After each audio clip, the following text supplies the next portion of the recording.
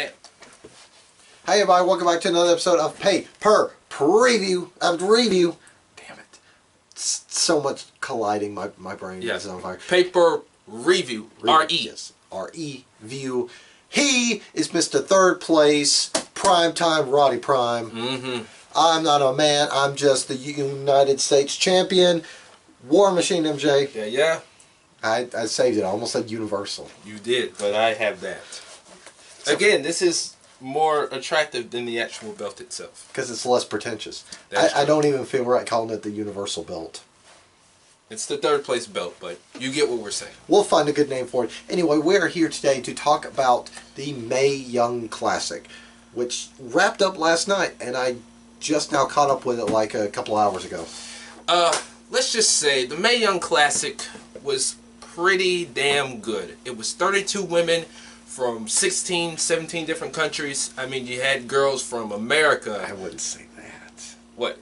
They were mostly American. I'm not focused on the countries per se. Well, I mean, you know how they built it up. 32 women from 17 different countries. Let's just say that this tourney was let's not say racked, was loaded down with indie darlings. Yes, because I mean, you had people from all over. You had names from like Tessa Blanchard, Rachel Evers, Candice LeRae, definitely, Abby Leif, Marty Bell, so on and so forth. And even Kairi Sane, the girl with a beautiful elbow drop. So tiny but cute. Anyway, like we said, this tournament was pretty damn good. The final was last night after SmackDown in Las Vegas. Pretty good match. We'll talk about that a little later.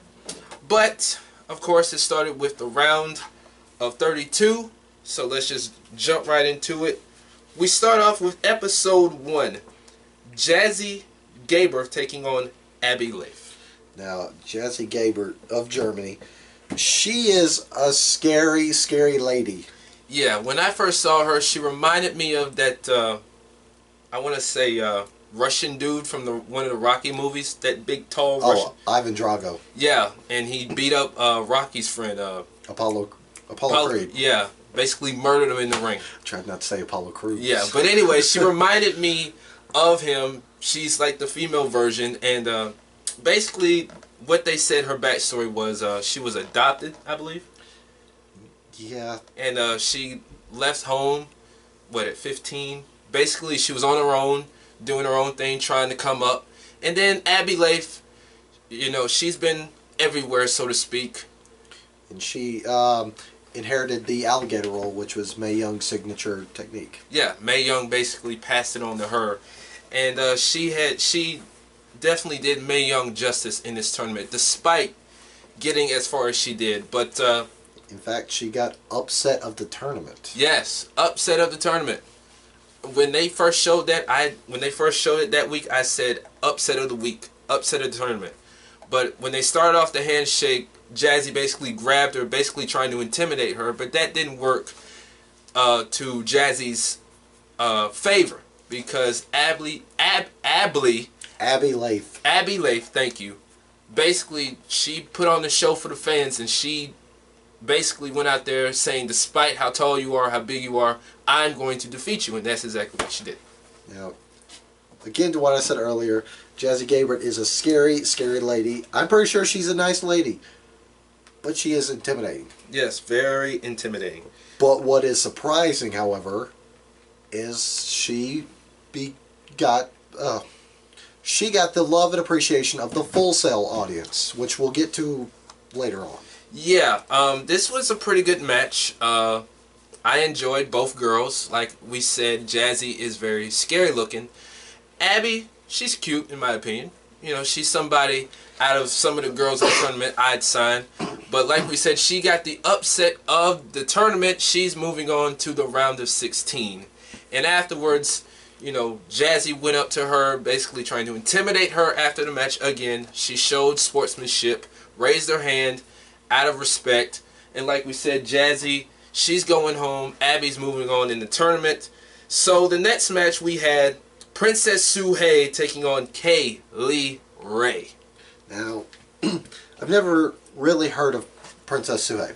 Yeah. But Kaylee Ray, the current WCPW Women's Champion, she is one hell of a competitor. Yes. Both girls, you know, they talked about their background or whatever. Princess Suhei, she's got what, nearly 20 years, if not 20 years in the business. Oh yeah, she's a vet, but she is fantastic in the ring. She's fantastic, beautiful lady under the mask, and Kaylee Ray. I like Kaylee Ray too. You know, I don't watch much of her in WCPW, but she definitely did her thing. Unfortunately, she did not do enough to advance in the tournament because Princess Suhei ended up getting the victory, I believe, by submission. No, it was by pinfall. She got the victory by pinfall, so Princess Suhei moves on to the next round. Then we have Zeta taking on Shayna Baszler. Now, if you don't know who Shayna Baszler is, she's one of the 4 horsewomen of MMA. Yeah. Which they mentioned heavily in this tournament to a point where I'm just I'm tired of hearing that phrase. I'm tired of it right now. You know, we'll talk about the whole MMA, WWE 4 horsewomen thing later, but Zeta, she did okay for what it was worth.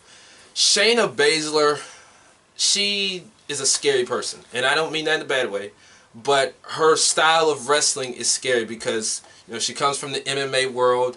She's done some wrestling for a few years now. She won by submission. Was like a rear naked choke. Yeah, it's a rear naked. Yeah, rear naked choke. Basically what she used throughout the tournament. She moved on to the next round. So Zeta, she got the packing. Shayna Baszler is moving on to the next round. Then we have, also from episode 1, Vanessa Bourne taking on Serena Deeb. Now, they talked about these two girls as well. But when I first saw Vanessa Bourne, I was like, MILF. She has MILF written all over her. I would sign her. They did. That's how you start off her description of her, MILF. I mean, that's as bad as your last slip up on camera. That's what I said after I saw her. Anyway. But that's how you started off. I mean, the girl looks good. She doesn't look ugly. So? You could have mentioned her athletic prowess or anything. I was going to mention that. Anyway, they mentioned that she used to be a dancer for the Phoenix Suns. And she used to cheerleader for the Arizona Cardinals. There we go. I was trying to remember the other thing she was. Yeah, so she has some athletics in her background. As far as Serena Deeb, you guys might have known her from when she was in the Straight Edge Society with CM Punk, Luke Gallows, who else? Joey Mercury. I was going to call him something else. I couldn't remember Mercury being there. I remember Gallows and Serena, but yeah, but Mercury came on later. Towards the tail end. Yeah. Anyway, but after she left WWE, she battled some personal demons. Yeah. But she became, you know, she beat those demons. She became stronger with it. Yeah, she took a couple years off to get herself together, become the Serena that we all know. And, you know, she's been all over the world. She's done her thing. And she was trying to make a comeback. She, to me, I don't know how you feel, but she was like the feel-good story of the tournament because she wanted that comeback happy moment, so to speak. Well, I mean, when I was watching this, I said to myself, she's basically the Brian Kendrick of this tournament. Yeah. She had a shot at WWE. She didn't necessarily squander it. No. She lost it, but she's fighting to get back. And I hope they signed her because she wrestles like $1 million and she looks $1 million. Yes, she definitely, if she were to be signed again, I feel like she could definitely be one of those women that carries the NXT women's division, you know, with Asuka on the main roster and some of the past women that have been in NXT. You know, it's kind of like a new coat of paint, so to speak. Oh, I could see her putting on matches with the Iconic duo. Oh, yeah, yeah. Wifey Cross? Maybe. Yeah, we'll see. But we'll see. We'll see. Yeah, but we feel like most of these girls that were in the tournament are going to be signed anyway. But Serena Deeb, she got the victory over Vanessa Bourne, so her feel-good story has definitely moved on thus far. So that was episode 1. Episode 2, we go on to Rachel Evers taking on Marty Bell. Now, if you don't know who Rachel Evers is, she is the daughter of WWE Hall of Famer and manager of AOP and the legendary manager of the Road Warriors, Precious Paul Ellering. And Marty Bell, you might know her from GFW, TNA, whatever you want to call it now. TNA. TNA. Back when it was TNA. Back when it was TNA. She was a part of the Dollhouse with another competitor, Mia Yim, which we will get to in a second. But, yeah, and Taryn Terrell. And, well, I'm just going to count the original incarnation. Okay. Anyway, but both these ladies, fantastic. Yeah, this match was really good. A very fun match. I enjoyed this match a lot. The crowd was definitely into the match. I was pulling for Rachel, if I'm not mistaken. So were you? Yeah. Okay. But it was still a good match. Yeah, and Rachel did pick up the victory via pinfall. So she's moving on to the next round. Then we go on to Saya Lee taking on Mercedes Martinez. Now, Saya Lee, she's had a few years of experience in the business. Mercedes... Actually, Zaya Lee, one of the first few Chinese signees to WWE. Yeah, she's already signed? Yeah. Oh, I didn't know that. I guess I forgot. But anyway, Mercedes, she's had nearly 20 years in the business, 16 years to be exact. She's wrestled all over the world, from here in America, Mexico, so on and so forth. And, you know, like a certain person on the podcast says, if WWE doesn't sign her, she'll never be signed. Yeah. Why not sign her? I'd sign her. I'd sign her in a heartbeat. She looks $1 million. She wrestles like $1 million. And she's pretty good. She's definitely worth signing. Anyway, you know, we thought this match was okay for what it was worth. Mercedes Martinez is moving on to the next round. She won via submission over Zaya Lee. So looks like she'll continue her path in the Mae Young Classic. Then we had Mia Yim taking on Sarah Logan. Now, if you're familiar with Mia Yim, but you're also not too familiar with her, she was Jade in TNA before they became GFW. Yeah. Sarah Logan, she is an NXT regular. Yeah. And she is the former Crazy Mary Dobson. Yeah. But during her video package, she speaks with a Kentucky accent. It's kind of cute. Yeah, it's not like my banjo accent, as this guy likes to call it. Oh, dear God. Anyway, we thought this match was pretty good. You know, both girls definitely wanted to move on in the next round. It was kind of tit for tat, so to speak. But Mia Yim ended up winning, so she's moving on to the round of 16. I would sign her in a heartbeat. Oh, yeah, definitely. And like he said, Sarah Logan, you can see her regularly on NXT TV on the WWE Network. Then we move on to Rhea Ripley taking on Miranda Salinas. Excuse me. Rhea Ripley, she is hailed as a wrestling prodigy, so to speak. She's only 20, and she's already held in such high regards. Yes, they mentioned that she traveled 13 countries before she even hit 20. That is saying a lot. Yeah, that's dedicated to your craft. Not a lot of people travel that many countries before their 20s. But, you know, she's done her thing all over the world. And her opponent, you know, she's been around the business. She's been in the business a while, so, you know, she was okay for what we saw. But anyway, fuck. Hold on. I almost forgot. We were talking about Rhea Ripley. Yeah, Rhea Ripley. I had a brain fart. I apologize. Rhea Ripley moved on to the next round. Sorry about that, but I had a moment. Anyway, she's moving on. You know how old people get in their age. Yeah. Anyway, let's move on to episode 3. Episode 3, we had Aisha Raymond taking on Toni Storm. Toni Storm. She is fantastic. If it's not obvious that WWE wants to sign her, it's pretty obvious considering she's front and center for just about every promotional commercial for it. Yeah, Aisha Raymond, I think it was mentioned she was trained by Booker T. One of these girls were trained by Booker T. I can't remember. It's hard to keep up. I think it was Zeta. I don't know. Yeah. Anyway, they started off with the handshake. Aisha didn't want to shake her hand. and they just went on with the match. And Toni Storm, she did her thing. So did Aisha. But unfortunately for Aisha, she's not moving on. Toni Storm is moving on to the next round in the round of 16. Then we had Santana Garrett taking on Piper Niven. Now, if you know who Piper is, she is a Viper in WCPW. And Santana Garrett, I still don't know why they haven't signed her, but she's been everywhere from Shimmer, so on and so forth. She's won many titles. She's practically the Wonder Woman of the indie scene. Yeah. And she's fantastic. She is. Take nothing away from her. No. But I like Piper Niven just a bit more. Piper Niven, the bigger of the two females. She was pretty much the dominant female in this match. Not saying that Santana laid down, because she didn't. She did her thing. But it wasn't enough to move on to the next round, because Piper Niven is moving on to the round of 16. She got the victory in that match.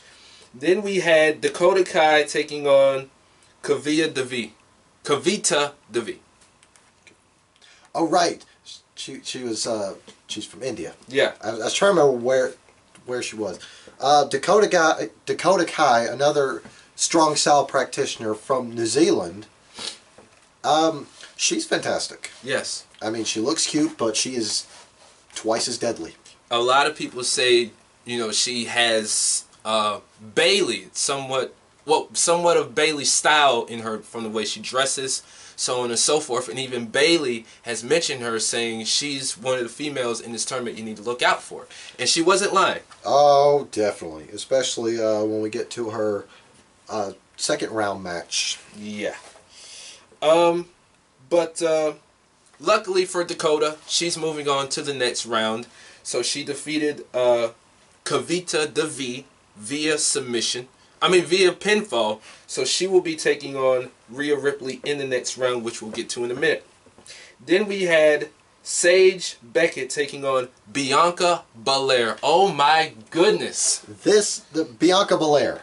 She is athletic and she is deadly with that hair whip. Hell yeah. Bianca Belair, they mentioned it numerous times in this tournament. She has athleticism written all over her. She only has 1 year experience in the wrestling business, and she's good. Oh yeah. Not a lot of people with 1 year experience can be that good, no disrespect. But, she's an SEC girl. She went to Tennessee, Texas A&M, and South Carolina. Even though this guy just got through dogging on Texas A&M. You'll check that out on our Patreon. Check that out. Get to that in a second. Yeah. Anyway, this was excuse me. This was a decent match. Both girls definitely had a strong showing. Bianca Belair is moving on to the next round. So then we go on to episode 4, where we had Nicole Savoy taking on Rena Gonzalez. Wow, this one totally escaped my mind. I remember them saying that Gonzalez is has a pedigree. Yeah. And they've said Savoy hailed herself as Queen of Suplexes. Which I didn't see any in this tournament. Not really. They didn't give her a whole lot to run with that gimmick. Yeah. But she's not too bad. She's okay. Both girls are okay. They're not bad. But in fact, there's not a single competitor that we would say was truly horrible in this tournament. No, because like we said, the tournament was pretty good. It was loaded with tons of, charismatic and athletic ladies. But unfortunately for Rena Gonzalez, she's not moving on to the next tournament because Nicole will move on to the next round. My question about Gonzalez was, what was up with that half mask she was wearing throughout the match? I don't know. I just don't understand it. I mean, that's interesting, but, is there some sort of significance? I don't know. That can't be really comfortable. Because I was watching it. I'm just like, what's up with that? Is she gonna take it off? I don't know. Anyway, let's move on. We had Renee Michelle taking on Candice Wrestling, as we're going to call her. Candice LeRae, the wife of one Johnny Wrestling, a.k.a. Johnny Gargano, War Machine. How you feeling about this? All the hype surrounding Candice LeRae, I heard all about it. Never watched one of her matches a day in the life. All I gotta say is that hype is well spoken. Yes. She is. The word escapes me, but she is as fantastic in the ring as Johnny Wrestling is. I think that Johnny has definitely taught her well. Basically, Candice in this tournament... She's a savant. That's what I meant to say. She's a savant. Candice did not disappoint in this tournament. Not one bit. Despite how far she got, she did not disappoint one single bit. As far as her opponent goes, she was okay. You know, not to take anything away from her. But it wasn't enough because Miss Candice Wrestling moved on to the next round. So then we had Tainara Conti taking on Lacey Evans. Now, Lacey Evans is an NXT regular. She is dubbed the Lady of NXT. She's also a former Marine. Yes, former Marine. Salute to all the Marines out there, all the military out there. That is incredibly badass. Yes, and she dedicated her tournament win, if she got the win, to her daughter. She's good, you know. I still feel like she can still be polished up a little bit, but, you know, I kind of like Lacey. That's why she's on NXT. Exactly. Now, Tainara Conti. I would sign her. She's fantastic. Yes. She's a practitioner in Brazilian Jiu-Jitsu. Yes. I'm not sure what degree she's at. Yeah. But it's a pretty high degree. Yeah. But as far as Conti goes, she did not move on because Lacey Evans defeated her, so Lacey Evans will move on to the next round. Then we had the main event for episode 4. It was Tessa Blanchard, the daughter of one of the original 4 horsemen. We said 4 horsemen. Tully Blanchard, WWE Hall of Famer, taking on the newest signee to NXT, Kairi Sane. War Machine, take over. Now, Kairi Sane, best elbow drop in the business, bar none. Amen to that. She's got an elbow drop so pretty, so beautiful, it makes Macho Man blush. She pivots in the air just so, where she could kiss her own foot. I think if Macho Man was still alive, God rest his soul, he would just be shedding tears of joy. That elbow, greatest elbow I've ever seen. Now, fun fact about little Miss Kairi Sane, she was one of the Black Lotus Ninjas from Ultima Lucha. From Lucha Underground. That didn't happen at Ultima Lucha. Oh yeah, I remember her. Yeah, the gauntlet match where Pentagon whooped all of them. Yeah. Yeah, I remember that. Yeah, but not to take anything away from Tessa. You know, like I said, she has a third degree pedigree, excuse me. Her grandfather was a wrestler, her dad was a wrestler, so she kind of knows the ropes of the wrestling business. Another person who I feel like they should have signed already. I actually thought Tessa Blanchard would move further in this tournament. I did too. I mean, it's obvious that Kairi Sane was going to beat her. I mean, yeah. No offense, but I actually thought Tessa Blanchard would actually move on to the second round. Because she is fantastic. Agreed. But like we said, Kairi Sane was the obvious choice. She won the match with that beautiful ass elbow. After the match, Kairi Sane's arm was raised in victory. Tessa Blanchard, you know, she was crying. She was upset. She embraced Kairi. They both showed respect to each other. A great moment. So Kairi Sane moves on to the next round. Now, so if I can interrupt for a second before we move on to round 2. Okay. We're sorry if we're not going completely in depth with all this. There is a time difference from when we watched it. I mean, he watched it as soon as it debuted, and yeah, I watched over the course of 2 weeks. Yeah. Some of these matches were kind of slow, and some of these names were not too keen on. Yeah, and some of the matches, as he said, were kind of meh as we went further along in the tournament. But not bad, just really methodical. Depending on who you watched. Yeah. So anyway, let's move on to episode 5. We are now in the round of 16 in the tournament.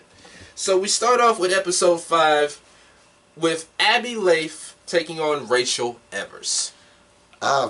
Yet another good match. Abby Leif, once again, she was the underdog in the match. Yeah. Because Rachel Evers, taller, worked a more powerhouse game. Yeah. That I remembered. Yeah, they did mention that she has some weightlifting records. So she has some athleticism. She's pretty much had athleticism running her family throughout her whole life, her career, so to speak. And then Abby Leif, you know, I would say she's also the feel-good story of the tournament. Yeah. Because, you know, like we said, she got the upset of the tournament. But this was a really good match. The crowd liked it. I liked it. He liked it. Yeah. But only one can move on to the Elite Eight. And the alligator roll saves Abby Leif again. Abby Leif moves on, so she will go on to the Elite Eight. Wait, is it the alligator roll or the crocodile roll? I think it's the crocodile roll. I can't remember.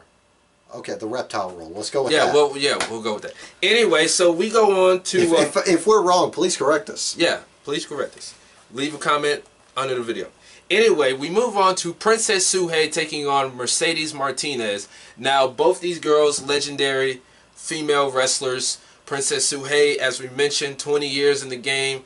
Mercedes Martinez, 16 years experience. So a couple years of a difference there. But anyway, I thought this match was okay. Oh, this match was great. A battle between two vets. Yeah. But go ahead. I'm sorry. I was about to say the same thing you were, but sorry for Princess Suhei, but Mercedes Martinez moves on once again. Yeah, and she won via pinfall. So, like he said, he's going to the she is going to the Elite Eight. So then we move on with Piper Niven taking on Serena Deeb. Now, this was an incredibly hard-fought match for Serena Deeb. She gave up height, she gave up weight to Piper Niven. Yeah, she kept trying to, I guess, channel her inner Hulk Hogan by body slamming her. But, you know, she kept the headlock on for quite some time. You know, she did okay trying to take the big girl down. But, you know, Lita was definitely pulling for her, being Serena Deeb. Unfortunately, her feel-good story ran out because Serena, she went home. Piper Niven is moving on to the next round. Piper Niven landed the Michinoku. Yes. Put that to bed. Yes. Then we go on to episode... No, we move on with Kairi Sane taking on Bianca Belair. Let's talk about this match. This match just... Golly.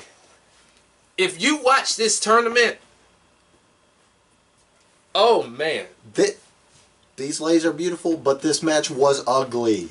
Ugly? Like, right from the get-go, Bianca Belair posted Kairi Sane up in the corner with, you know, kicks, chops, punches, and whips. Yeah, she whipped her with that long hair of hers, and the crowd just went crazy. It sounded like a Lucha Underground chop. Yeah, I think Solomonster said if this was like the territory days in the 80s, you would have people jumping the barricade going after Bianca. That's how serious it was. Oh, yeah. You know, times have changed in the wrestling business, but, you know, Kairi, she fought back. It was a really good match, and a lot of people thought, you know, with the way that Bianca dominated the match, she was pretty much on defense the whole match, and a lot of people thought she was going to get the upset of the tournament, but unfortunately for her, she did not get the victory because Kairi Sane once again landed the elbow. She got the victory. She moved on to the next tournament. They did show on their YouTube channel, on WWE's YouTube channel, her crying backstage, you know, crying and being upset. Triple H, you know, consoling her, giving her some encouragement. So she's somebody I would definitely sign. Mm-hmm. So that was a good thing, you know, Triple H, you know, letting her know, like, hey, despite the loss, you still gave it your all. You know, don't hang your head. You got something to hold your head on. Hold your head up on. Yeah, gimmick. Yeah. Anyway, let's move on to episode 6. Nicole Savoy taking on Candice Wrestling, Candice LeRae. Ooh, boy. Candice LeRae. Oh, boy. That wild ride of hers is pretty nasty. Yeah. Her husband, not to cut you off, her husband, he's been with her the whole way, been at ringside, watching her advance through the tournament, doing her best. You know, Nicole Savoy, she did okay. But it just wasn't enough because this was all about Candice LeRae. She moved on to the next round of the tournament. That wild ride. That super swinging neck breaker. Yeah, what does she call that again?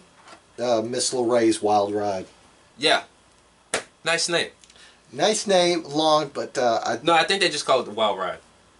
well, no, they wrote it out as Miss LeRae's wild ride. Oh, did they? Yeah. Oh, I probably missed it. But anyway. They shortened it to Wild Rider. Oh. Yeah. Anyway, she moved on to the next tournament. Then we go on to Mia Yim versus Shayna Baszler. This match was great. Both ladies went out there, gave it their all. Yes, they did.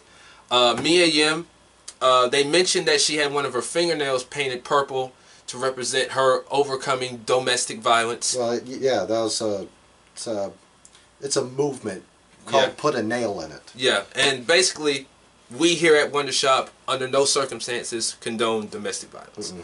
Anyway, getting back to the match, I'll say this match was stiff. Oh, It was definitely stiff. Of course, both ladies practitioners in mixed martial arts style wrestling. Yeah. But in the end, Baszler got the rear naked choke. Yeah. And, you know, her 4 horsewomen, of course, were by her side, at ringside. Of course, they only showed 2. 2. 2. We'll talk about that later. Anyway, Shayna moved on to the next round. Then we had Dakota Kai taking on Rhea Ripley. Now this was a hard-hitting, stiff, and ugly affair between Australia and New Zealand. In every sense of the word, this match was great. Nothing bad to say about this match. Nothing. Although I just said ugly. But it was a good kind of ugly. Yes. Like when you just watch a car crash and you just can't look away. Or you watch a football game and somebody makes an awesome catch. You're just like, God, that's an ugly catch. But a good ugly catch. Or SummerSlam 2016. Let's not talk about that. But anyway, for Dakota Kai, she's moving on to the next round. A pretty good match. Both girls, you know, showed a sign of respect. Mm-hmm. Dakota Kai, she's on her wild ride through the tournament. Why can't they just go ahead and sign Rhea Ripley? I'd sign both of them. At 20 years of age, and she's already this good? And again, she's toured 13 countries before her 20s. Yeah. Who does that? Hell, we ain't even done that. No. I hadn't even made it out of the continental United States. That is true. Me neither. Anyway, moving on. Lacey Evans taking on Toni Storm. Toni Storm, I like her a whole lot. Yes. And I'm glad she moved as far as she did in the tournament. Yes. This was kind of a slow match. It somewhat picked up because Lacey was on the offensive. Toni Storm, she picked up her performance. That's the word I'm looking for. But luckily for Toni, she's moving on. And, you know, Lacey Evans, she had a nice ride in the tournament, but it wasn't enough. Yeah. Because the 20-year-old Toni Storm, who we would sign... Actually, she's 21. 21? She just turned 21? No, they said 21. Oh. Anyway, she moves on to the tournament. Yeah, I'd sign her in a heartbeat. Oh, hell yeah.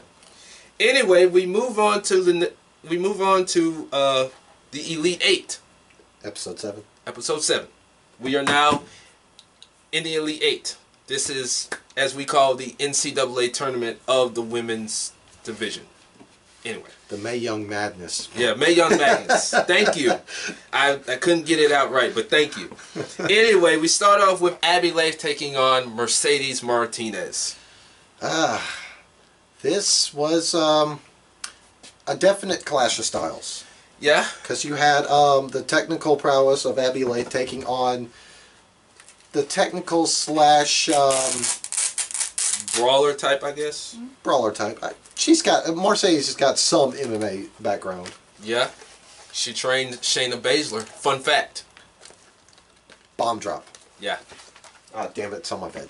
I was going to drop the F-bomb, but okay. Damn. No, I got a plush F-bomb, so. Yeah. Anyway, but we like this match. Yeah. Both girls definitely, you know, gave it their all. Unfortunately for Abby, the buck stops here because Mercedes Martinez is moving on to the Final Four. So it was a nice ride for Abby, but unfortunately, like I said, the buck stops here. Yeah. Anyway, we move on to Candice Wrestling taking on the dangerous Shayna Baszler. Now, this match I feel was incredibly one-sided. Yeah, because I mean, oh, sorry. Despite whatever Miss LeRae pulled out of her book, her Johnny Wrestling book, Shayna had an answer for everything. She was just too dominant. Let's just call it what it is. Shayna. She even had an answer for the Wild Ride. Yeah, didn't she use Johnny's finisher? No. No, like I think they said he's got some finisher. She used it. Who? Candice. I don't remember. I don't remember the name. I think she used the slingshot spear. I think that's what it was. Anyway, but Candice went for the Wild Ride, and as she was coming down, Baszler caught her in the rear naked choke. And again, she won by submission, and she kept the hold on for quite some time, and JR was just like... Let go. By God, let the match ended. Let the hold go. Yeah, and going back to the Bianca Belair, Kairi Sane match, when she was whipping her with her hair, he said, how do you legislate something like that? That thing should be illegal. By God, cut the damn hair. Yeah. Anyway, Baszler held the lock in. Gargano hopped the barricade to try and, help out. Baszler let go and just had a stare down with Gargano. Yeah, and like Solomonster said, if it was down between those two, I like both of them, but Shayna Baszler would kick his ass in the heartbeat. Oh, she's used to ugly fights. Yeah, and then afterwards she kicked Candice on her leg and just walked off. Like, fuck you. But anyway, it was okay match, but one-sided. Then we had Piper Niven taking on Toni Storm. I like both these ladies. I'm a big fan of Piper Niven before this tournament, and I've become a big fan of Toni Storm. Yes. I was not upset that Piper Niven got the loss. I was not upset either. Both girls I would definitely sign in a heartbeat. I'm surprised that Toni Storm got Piper Niven up for the Strong Zero. Yeah. Both girls just laid it out there. Had a pretty good match. Toni Storm moved on to the next round. And then we had Dakota Kai taking on Kairi Sane. Yep. This was another stiff match. But it was so good. It was. It was. It really is nothing bad we can say about this match. Dakota Kai, she did everything she could in her prowess to get the victory over this small, tiny Dakota Kai. But unfortunately for Dakota, when she got hit with that beautiful elbow, that was a beautiful disaster. That's what they need to call it. Beautiful disaster. You just gave her name. I think somebody else has beautiful disaster. Oh. Oh wait, no. Cody has disaster kick. Yeah. And then I don't know. And then Alexa has twisted bliss. So they'll probably come up with something for her elbow. Anyway. Who knows? Kairi Sane moves on to the next round. So we are now down to the Final Four in the Mae Young Classic, a.k.a. Mae Young Madness. Speaking of four, in an exclusive Facebook, I think it was Facebook video. Anyway, they had the four horsewomen of MMA, not really, squaring off against the four horsemen of WWE, not really. Yeah. It was only three of each side. Yeah, because one was in the tournament. The other one from the other four horsewomen was apparently doing PR in Australia. And, she was kind of upset, being Sasha Banks, that she wasn't there with her girls to be a part of the festivities, which was the Mae Young Classic. Yeah. So basically what he's trying to say is Ronda Rousey, Roderick Strong's wife, and whoever the other girl was. Jessamine Duke. Yeah. They were being interviewed, and in walks the other four horsewomen. Ronda Rousey throws her purse down. I like the shirt that she wore, by the way. Yeah. Looked like some Dragon Ball Z type shit. Anyway, she stared at she stared at the other three and said, "Name the place, the time, and the day. Let's do it." Well, Becky Lynch was the one that said anytime, anywhere. Yeah. And of course they did this. So we're gonna get a Survivor Series match, baby. That's the rumor. A lot of people say they should save it for WrestleMania, or they do the 4 horsewomen thing at Survivor Series and have one of the 4 horsewomen of MMA take on one of the 4 horsewomen of WWE at WrestleMania. Boom. Baszler versus Banks. Let's do it. Or Charlotte versus Ronda versus Rousey. I'm not too worried about Ronda. I would take that. I like Baszler over Ronda. Baszler versus Banks, that would be one-sided easily. Sasha Banks has beaten the odds before. True, but anyway. I think it's interesting because I feel like even before they did this Mae Young Classic thing, they were hyping this up, being that they love Ronda Rousey and they love talking about the women's revolution. And they love signing MMA people. Yeah, like they do with everybody else, even males like former football players, so on and so forth. If you love signing MMA people, then sign Matt Riddle. Matt Riddle. Sign the King of the Bros. I've barely watched him, but he's fantastic. He's great. Anyway, we were talking off air about this, and this guy, he's really sick of hearing this 4 horsewomen stuff. Oh, okay. I'm not sick. I'm just tired of it because they just kept saying it over and over and pointing the camera at them over and over again. Every time Baszler won a match or she came out. We get it. She's a 4 horsewoman. Her girls are in the audience. The 4 horsewomen WWE were in the audience. We get it. Move on.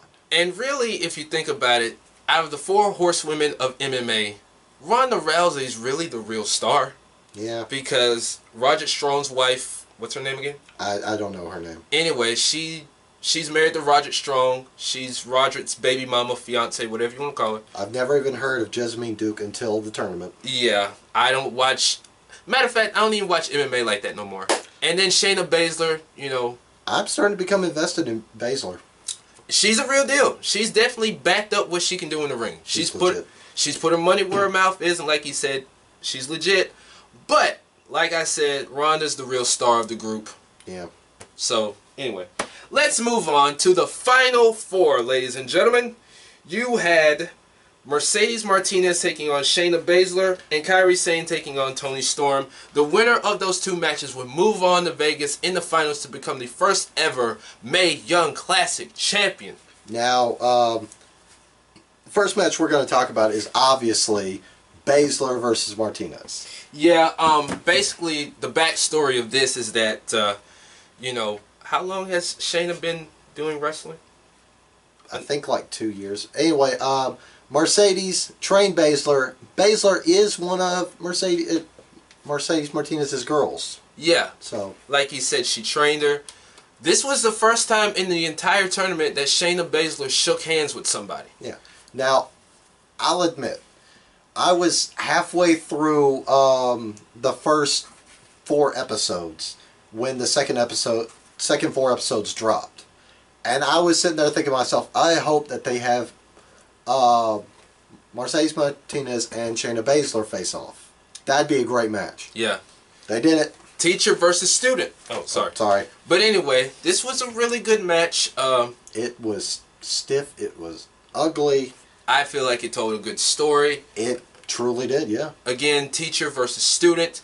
And basically, the student got the best of the teacher because, you know, teacher giving... Basically, the teacher passing the torch onto the student. And afterwards, they shook hands, embraced, you know, hugged each other. So it was a really good match. Yeah. Shayna Baszler moves on to the final. And the next match was a match between 2 crowd favorites. The strong style Australian Toni Storm taking on Kairi Sane. Yes. And can we just say how awesome Kairi Sane's gimmick is?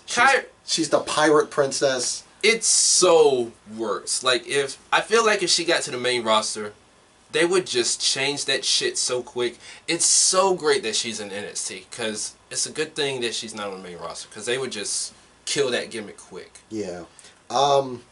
Yeah, like her explanation for the gimmick is, you know, she loves yachting.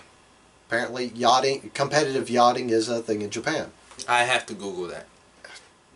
Apparently it is, but She really likes it, and it fits the theme. And Toni Storm, you know, not to take anything away from her, she's had a pretty good run in this tournament. This was also a pretty good match. Now, this match did have that one nasty spot that everybody was talking about before the tapings were dropped.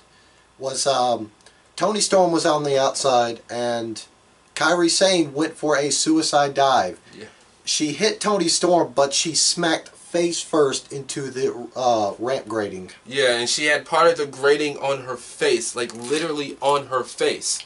So that was pretty brutal. Luckily, she didn't bleed or nothing. She was okay. I don't know if it was rumored or confirmed, but they said she had a concussion off that. I think that was real.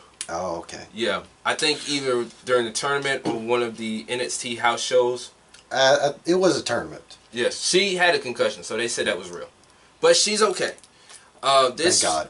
Thank God. This was a really good match, as we said. As we said throughout this review. Kairi Sane hits that phenomenal, awesome-ass elbow. You were about to say forearm, weren't you? I sure was. Anyway, she moves on to the final. So it's going to be Shayna Baszler taking on Kairi Sane. The winner goes on to become the first ever Mae Young Classic champion. And can we just say, the trophy is nice, but it looks like one of those crystal glass things where if you break it, that's it. Yeah. Now, before we got to the final, we got a little special, which was basically detailing how, you know, the tournament went, how Baszler and Sane got there, and we were treated to a nice 6-woman tag. I didn't see the 6-woman. Did they show that? Yeah, it was a completely separate episode. Oh, I didn't see it. It was a special that came out after Raw, actually. Really? Yeah. I have to check it out. Anyway, it was the team of... I'm trying to remember the team here, because I can remember one side of the equation, but I don't remember the other side. It was I think you said... Santana Garrett, Sarah Logan, and Marty Bell. That was the team. Against Kaylee Ray, Tessa Blanchard, and Jazzy Gabert. Okay. Which the crowd popped huge for Jazzy Gabert. Huge. I was not expecting that. Yeah. Sarah Logan, yes. Marty Bell, yes. Santana Garrett, yes. Kaylee Ray, maybe. Tessa Blanchard, yes. But Jazzy Gabert, no. Wasn't expecting that. And you said Triple H was out there? No. He came out after the match. Yeah. Like, Jazzy Gabert's team got the win. Triple H came out there, and, you know, he was doing his nice little speech. Yeah. As soon as he came out there, the crowd was chanting, "Please sign Jazzy." Wow. He came out there, he's like, "Guys, you did this during the Cruiserweight Classic," you know, because they were chanting "Sign Cedric" after he lost to Ibushi in that fantastic match. Do we need to go back to that? No, let's not. Okay. Anyway, he said, "Guys, you did that during the Cruiserweight Classic. We can't keep signing people. You guys are costing me money." You know, it was a little joke. Yeah.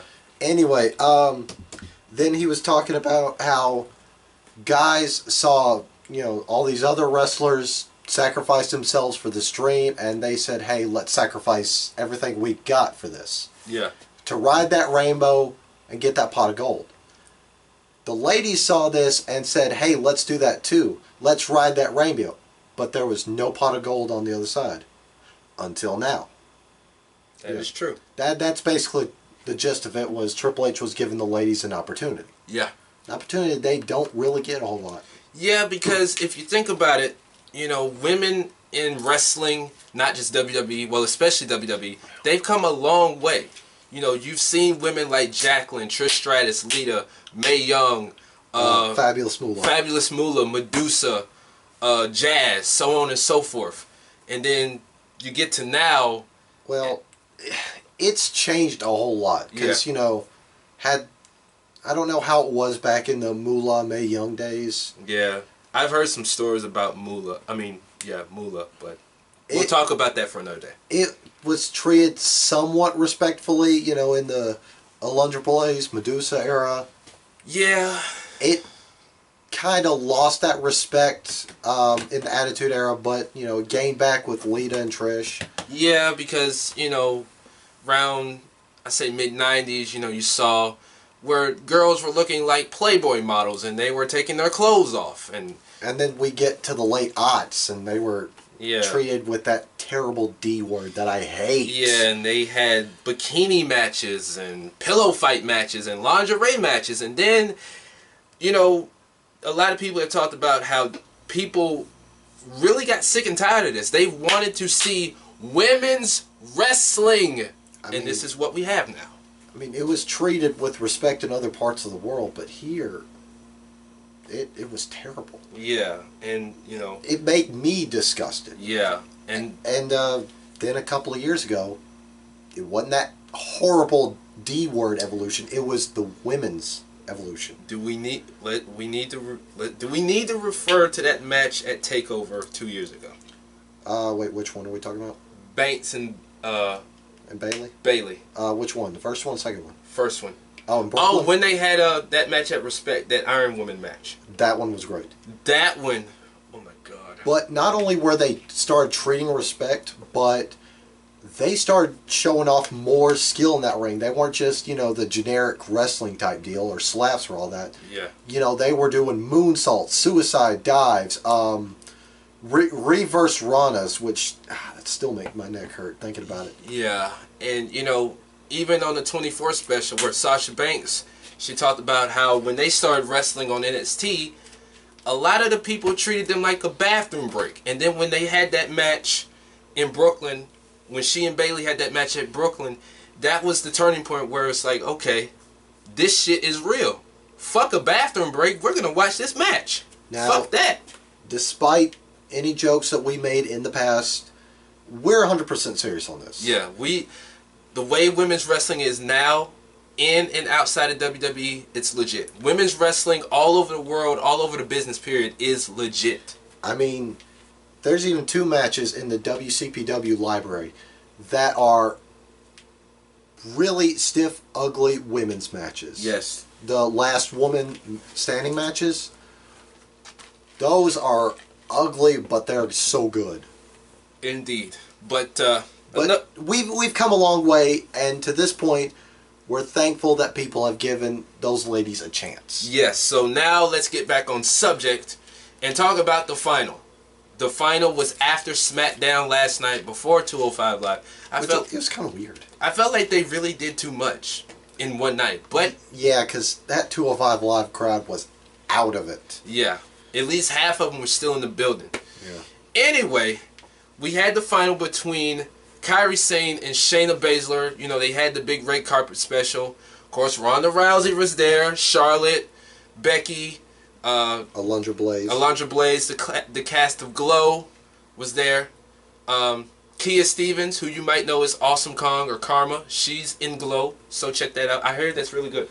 Yeah, that's on my Netflix watch.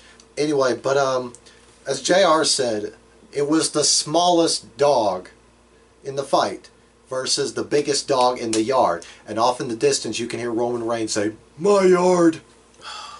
Anyway, just a little joke. I know. This match, take nothing away from it. No. Before we talk about this match, Lillian Garcia, she came out to introduce the competitors, a legendary figure in WWE. She never wrestled, but she's definitely a legend when it comes to the women.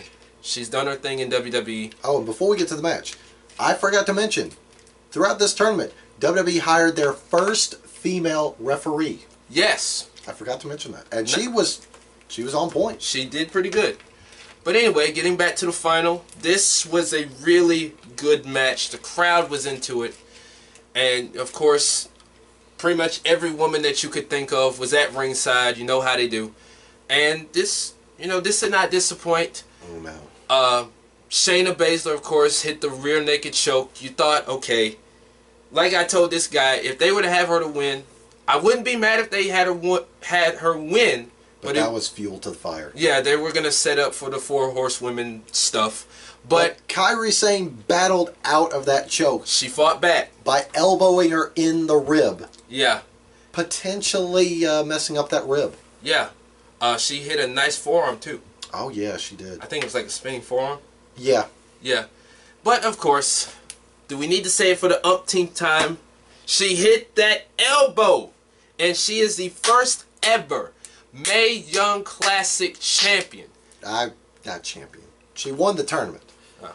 But it was revealed later on social media that Kairi Sane will be in competition for the vacant NXT Women's Championship at TakeOver Houston.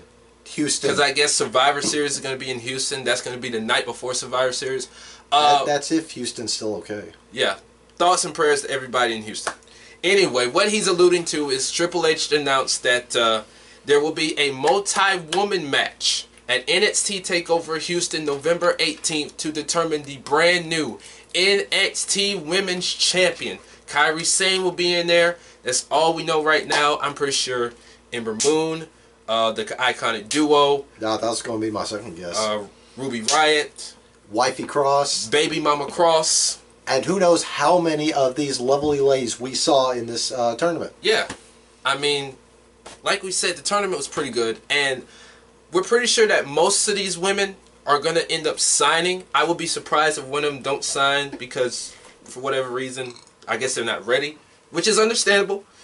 But, you know, most of these women should be signed, if not signed already. Yeah. But, yeah, this was a fantastic tournament.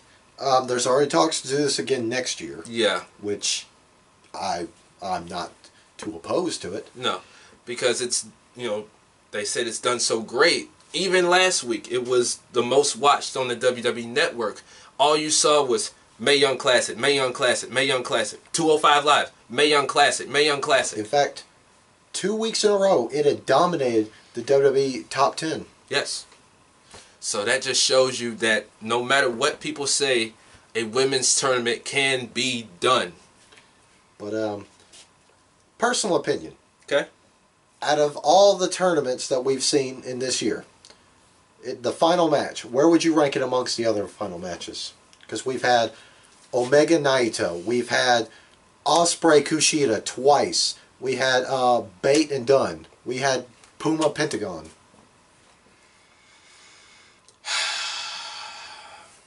It's tough because Omega Naito in the G1 final, it's up there. It's number 1 on my list. I'd put it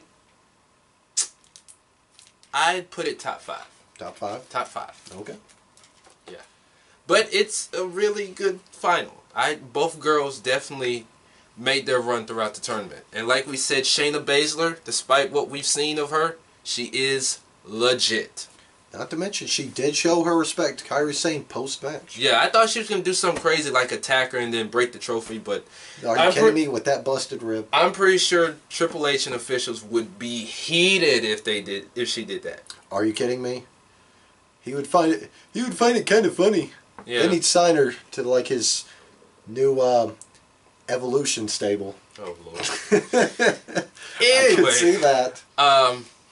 You know, overall... Because she'd make a name for herself. Oh yeah, she'd make a name for herself. Anyway, we give this tournament, I don't know, 3.5? I'd say 4. 4? We'll give it a 4. Definitely Kairi Sane. She's one of the superstars of the tournament.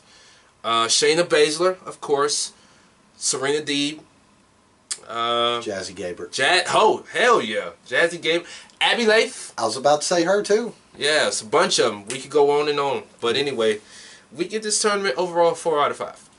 Now, WWE, they sure like their tournaments. This is the 3rd one they have done so far. Yeah.